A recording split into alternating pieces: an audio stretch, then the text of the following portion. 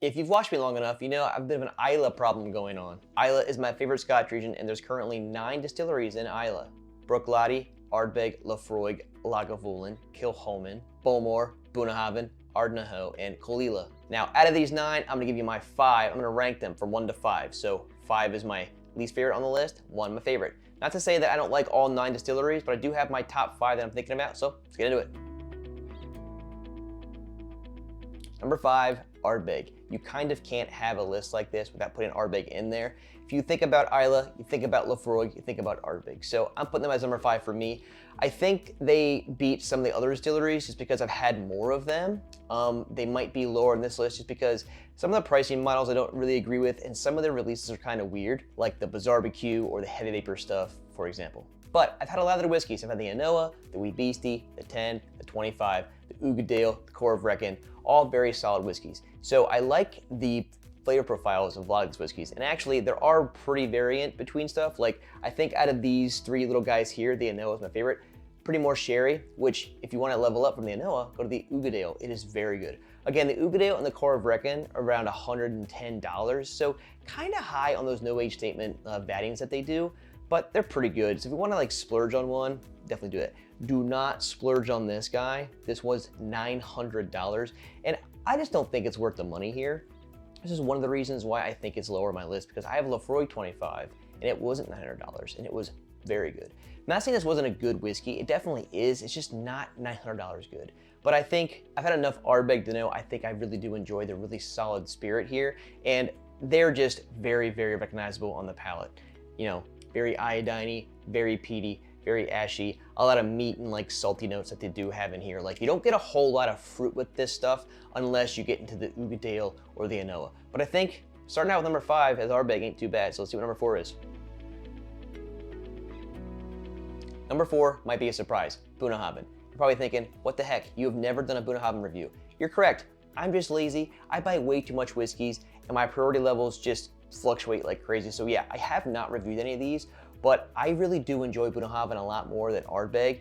One particular reason is because one of the Islas I've had from them, the Scotch Fellow let me have a 13-year Marsala finish. Oh my God. That was a blind taste. When he told me, it blew my mind. There was a lot of chocolate in there. That was such a very good whiskey. One of my like top 3 Islas I think I probably had was that Marsala finish. But I have 2 here. I have the Sturridor and I have the Chochek Aga.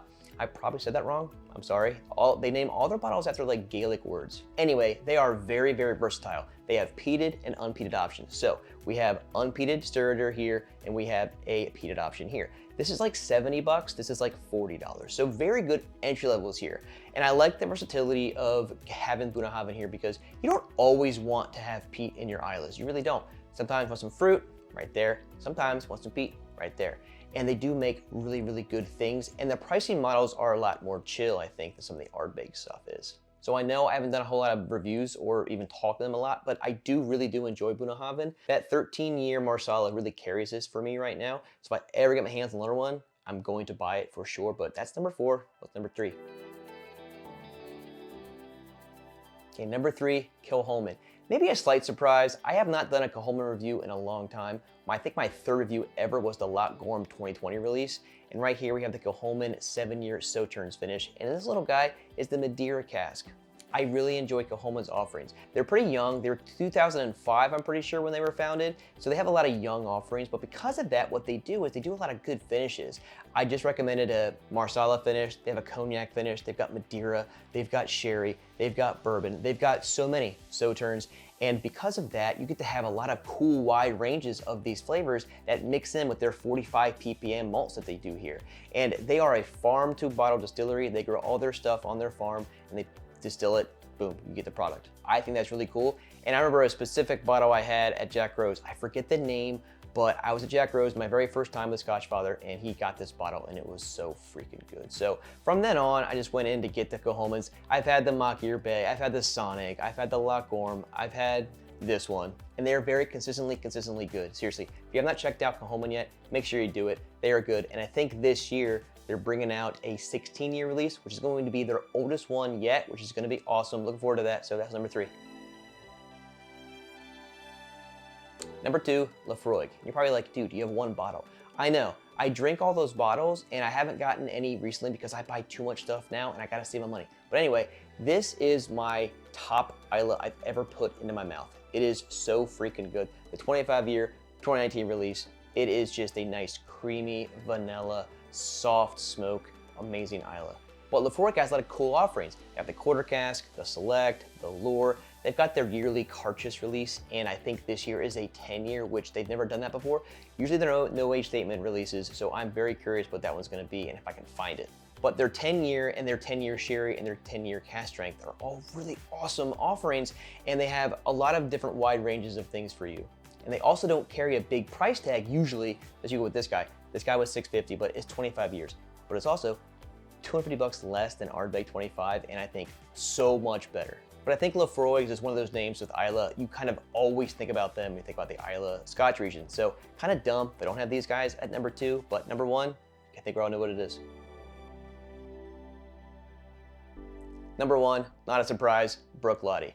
I think they make the best distillate on Islay. They are just above and beyond the best. And another thing about them, they're also versatile, just like Bunnahabhain is. They've got an unpeated, heavily peated, and then super heavily peated with the Octomore. And I've had all of them, and I just love them all. They have a lot of nice, rich character. It's not just all peat. It's not just all smoke. They really do really awesome things during the distillation process to really bring out really awesome flavors. And they also use cool barrels and really like different barley grains to make their distillate with.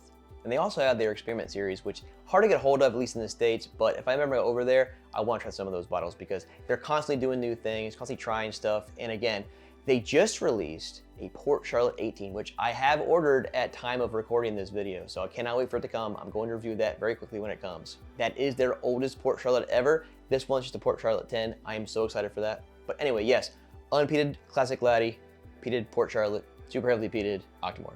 And you guys know, I always hold these Octomores in high praise. Port Charlotte is also very good, and this is a really nice starter bottle. This is like 65, 70 bucks, and unpeated. So don't scare yourself away from Bruichladdich, but I will say, you will notice a very strict difference between what a Bruichladdich tastes like and what a Laphroaig or an Ardbeg tastes like. I think it's just such a cleaner, more complex, more fuller, not overbearing spirit, and it really pulls you in and you get all those flavors out. So I think they just go above and beyond. I have not had a whiskey yet that I did not enjoy from Bruichladdich. They're just so awesome. So anyway, there's number 1, the king of Islay. Well, there's my top 5 Islay distilleries. If you have a top 5 ranking of your 5 Islay distilleries, comment down below. I want to know. If you want to see another ranking video, let me know. I want to know your guys' ideas. I love ranking stuff. Thinking about this kind of stuff really makes you like turn the gears and really make decisions on things you probably wouldn't normally do. If you like this video, give it a like, subscribe to it, consider doing so, and I'll see you guys next time.